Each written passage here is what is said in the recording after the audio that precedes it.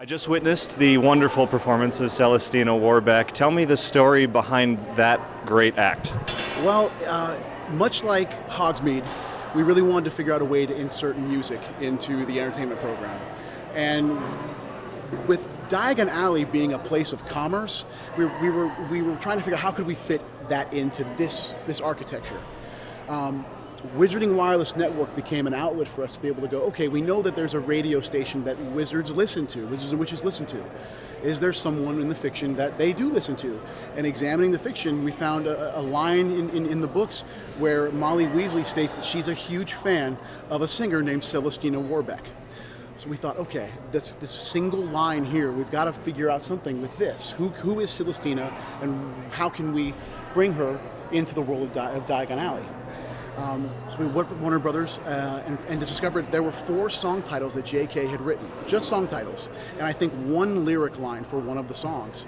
So we said, would you be opposed to us creating all the lyrics and music for these songs? And they were immediately saying, yes, let's try this out. As we investigated, well, who does she most remind J.K. of? If there was a singer today or in existence that could closely compare to Celestina, who would it be? Dragon. Let's let that go. There we go. who would most resemble Celestina Warbeck in our world? And immediately they said the inspiration for Celestina was Shirley Bassey. So we said, okay, great. We're starting to kind of find some foundation here that which we can build a show experience.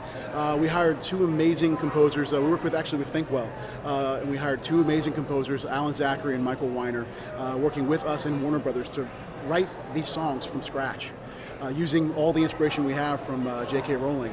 And we've come up with a really, really great, one-of-a-kind show that allows us to kind of expand the brand. Again, based on a single line, we're able to kind of build something that people haven't seen before.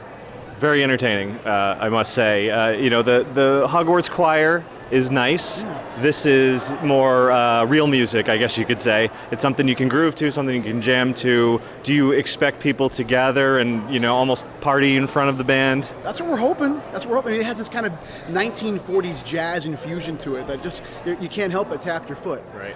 So we're really, really hoping everybody reacts positively to this, because we love it. We think it's a really dynamic show, very different than anything we offer in the park currently, much less Diagon Alley.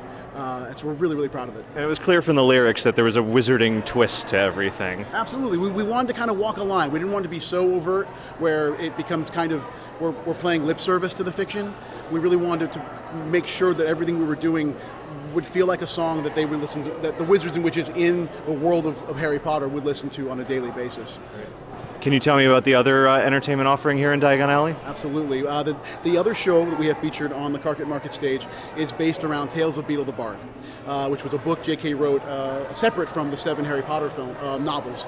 And Beedle is a storyteller. He's a 500-year-old storyteller. He's kind of the Aesop of the wizarding world. That's probably the best comparison.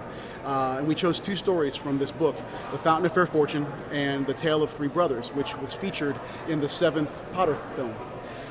And we're using puppetry and music, and we've got 4 members of the Wizarding Academy of Dramatic Arts, which was created by J.K. in the foreword of Beedle the Bard. So again, all of these, we're like an archaeologist going through these books, trying to piece things together to try and form a show experience.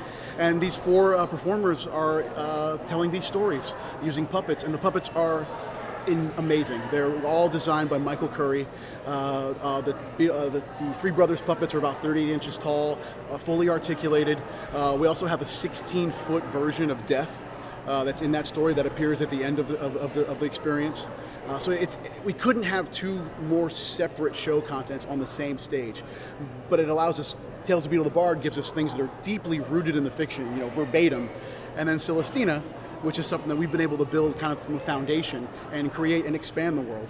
How do you feel like both of these entertainment offerings enhance the experience of just being in Diagon Alley? You don't have to ride something, you can just be here. Well, I think what our entertainment team brings to the table whenever we're creating content is providing life to the amazing architecture that surrounds us. Diagon Alley has a very different life to it than I think Hogsmeade does, and our role is to give it that form and function. And again, like I said, music being a huge part, and then the puppets in Tales is just a different look than anything we do here at Universal. So we really attach to those visuals, and I think it does bring that life that Diagon Alley deserves.